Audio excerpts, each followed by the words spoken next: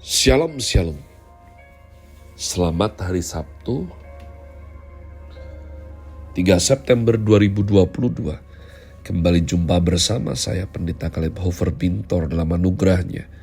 Penuh sukacita sampaikan pesan Tuhan melalui Grace Words, yakni suatu program renungan harian yang disusun serta kami doakan dengan setia, dengan tekun, dengan disiplin, supaya makin dalam kita beroleh pengertian mengenai iman, pengharapan, dan kasih yang terkandung dalam Kristus Yesus. Sungguh besar kerinduan saya bagi saudara sekalian agar supaya kasih dan kuasa firman Tuhan setiap hari tidak pernah berhenti menjamah hati, menggarap pola pikir, dan terutama kehidupan kita boleh sungguh berubah menuju Christ likeness. Masih dalam season autumn dengan tema bulan ini, Suffering for the King. Bersedia menderita bagi Sang Raja. Grace Words hari ini saya berikan judul Chosen, yang dipilih umat Tuhan. Ya, chosen, yang terpilih. Mari kita membuka ayat yang menjadi fondasi saya berbagi pesan Tuhan hari ini, yakni Yesaya 43 ayat 10 dan 11. Tapi saya himbau ada baiknya untuk saudara luangkan waktu membaca Yesaya 43 satu perikop. Ya, satu perikop lebih bagus. Tapi karena keterbatasan waktu, mari kita baca Yesaya 43 10 dan 11 sebagai fondasi saya berbagi pesan Tuhan hari ini. Kamu inilah saksi-saksiku, demikianlah firman Tuhan, dan hambaku yang telah kupilih, supaya kamu tahu dan percaya kepadaku dan mengerti bahwa aku tetap Dia. Sebelum aku tidak ada Allah dibentuk, dan sesudah aku tidak akan ada lagi. Akulah Tuhan, dan tidak ada juru selamat selain daripadaku. Umat Tuhan, saya rindu dalam beberapa waktu ke depan untuk kita boleh membahas perikop yang kaya ini. Ya, kamu inilah saksi-saksiku, nanti akan diulang pada waktu Pentakosta, Roh Kudus turun, umat Tuhan. Kisah Para Rasul 1 ayat yang ke-8, ya. Kamu akan menjadi saksiku, kata Tuhan. Nah, saksi, witness, evidence of God's work, testimony of God's grace. Jadi umat Tuhan, saya katakan berulang-ulang, syarat seseorang menjadi saksi itu adalah mengalami sendiri, melihat, mendengar, ya, dalam suatu peristiwa dia ada di situ. Dia menyaksikan, dia mengalami, baru bisa jadi saksi. Kalau tidak mengalami, tidak bisa jadi saksi umat Tuhan. Jadi pada waktu hal tertentu terjadi, dia harus ada di situ. Nah umat Tuhan, ini adalah penting. Karena dasar daripada Tuhan menyuruh kita bersaksi, karena kita mengalami sesuatu yang merupakan materi konten yang harus kita saksikan. Jadi ada dua hal yang Tuhan perintahkan. Yang pertama, bersaksi untuk kebaikan Tuhan. Maka pertanyaannya adalah, apakah engkau mengalami sendiri secara pribadi kebaikan Tuhan?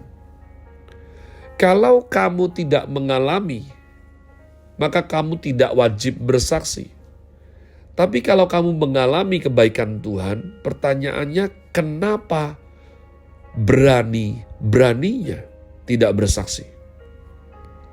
Tuhan sudah bilang, bersaksilah.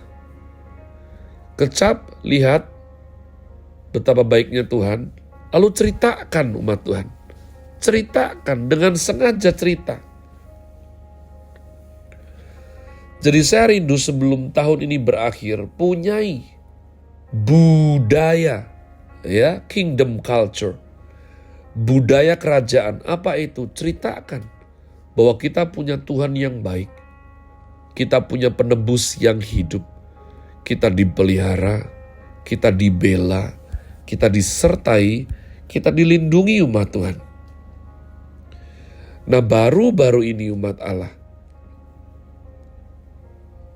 kemarin hari, ya, kita sedang menyelesaikan dan mengalami dan sudah menyelesaikan daripada Kingdom Leadership Conference yang merupakan agenda tahunan di Rock Ministry, tempat saya bernaung. Ada satu hal yang disampaikan saya rasa bagus sekali oleh Bapak Rohani saya, Timotius Arifin Teja Sukmana, bahwa YHWH itu ya tidak bisa lalu disebutkan Yehova karena tidak ada huruf vokalnya YHWH. Dan ketika translate mengenai YHWH yang lebih lazim disebut Yahweh, walaupun itu juga belum begitu pas. YHWH means aku adalah. Ya, aku adalah. Kalau engkau membaca Alkitab kita dalam bahasa King James Version, maka yang paling sering berkata demikian itu adalah Allah. I am, there I am. I am who I am. Aku adalah. Aku adalah Allah. Akulah Tuhan. Akulah juru selamat. Akulah pembelamu. Akulah menara keselamatanmu. Umat Tuhan, adalah penting untuk kita gentar. Kalau engkau mengalami pemeliharaan Tuhan, mengalami pembelaan Tuhan, mengalami pertolongan Tuhan, kita harus bersaksi. Kita harus bercerita. Dengan tidak bercerita berarti kita tidak mentaati perintah Sang Raja, dan itu berbahaya sekali. Nah, umat Tuhan, judul daripada Grace Words ini adalah Chosen. Yang terpilih, yang dipilih. Hambaku yang telah kupilih. Besok saya akan lanjut mengenai perikop menarik. Supaya kamu 1. Tahu, 2. Percaya, 3. Mengerti. Bahwa aku tetap Dia. Ya, tahu, percaya, mengerti. Nah, umat Tuhan, banyak orang mengaku-aku. Ya, banyak orang bisa bercerita seenak-enaknya sendiri. Saya akan tutup Grace Words hari ini dengan demikian suatu ilustrasi based on true story, dan saya sungguh-sungguh mengalaminya secara pribadi. Di kota Yogyakarta, lebih tepatnya ketika saya berlalu lalang ya menuju daripada suatu lokasi, seringkali saya itu melewati jembatan layang Janti. Di jembatan layang Janti itu, setelah jalan Gedong Kuning, maka di sebelah kiri kanan itu banyak sekali toko, tidak kecil, besar-besar. Ya, itu berjualan seragam polisi, seragam tentara, sepatu tentara, baju pilot umat Tuhan, ya, baju satpam, dan segala macam ada di situ. Boleh beli tidak boleh, boleh pakai tidak boleh. Ya, nanti kalau sial kadang-kadang ya ada provos atau sedang pemeriksaan, kadang-kadang suruh lepas baju-baju tertentu yang melambangkan daripada aparat anggota departemen-departemen tersebut di negeri tercinta ini umat Tuhan. Tapi kita bisa beli relatif itu. Beberapa waktu ini saya ada di Bali, saya itu bisa gak tahu kenapa. Saya sebetulnya rindu sekali untuk berpartisipasi dalam G20.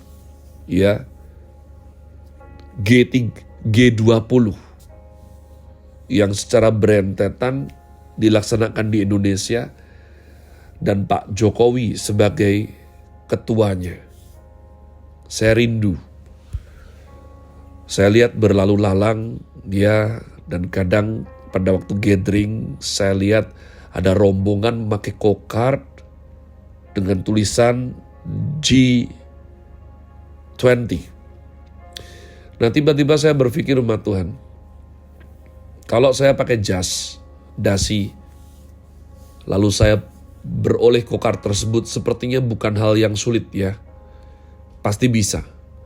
Atau kalau tidak beroleh seperti film, saya ngerebut atau mencuri, saya bisa print sendiri kira-kira. Saya punya sistemnya.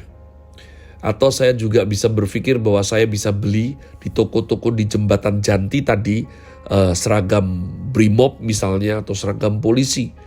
Atau ya baju tentara dengan lengkap sepatu boot segala macam. Tapi apa esensinya selain daripada kostum foto, ma Tuhan? Lalu bagaimana? Kenapa? Karena ketika dipilih, karena seseorang ya memenuhi syarat dan menjadi tentara misalnya atau polisi, maka tidak hanya berbicara mengenai seragam saja. Maka ironis sekali di negara kita kadang-kadang ada penipuan berkedok seragam-seragam tersebut. Hal yang penting adalah bagaimana seragam tersebut melambangkan sesuatu. Bagaimana God's calling, panggilan atau pilihan tersebut membuat kita mengerjakan sesuatu, ma Tuhan. Jadi kalau kita dipilih sebagai saksi, dipilih sebagai hamba Tuhan, hamba kebenaran, maka tidak hanya status kita Kristen lalu selesai. No. Setiap hari kita kerjain apa? Setiap hari kita bikin apa, umat Tuhan? Itu yang mengukuhkan daripada definisi kita telah dipilih. Jadi kalau kita tidak didapati mengerjakan sesuatu yang spesifik sebagaimana panggilan kita atau Tuhan pilih kita, jangan-jangan kita hanya beroleh kulitnya, beroleh seragamnya, untuk foto oke, tapi bukan fungsinya. Itu sesuatu yang sangat berbahaya sekali kalau kita mengikut Kristus hanya berupa agamawi dan KTP belaka. Have a nice day. Tuhan Yesus memberkati saudara sekalian. Sola Gratia.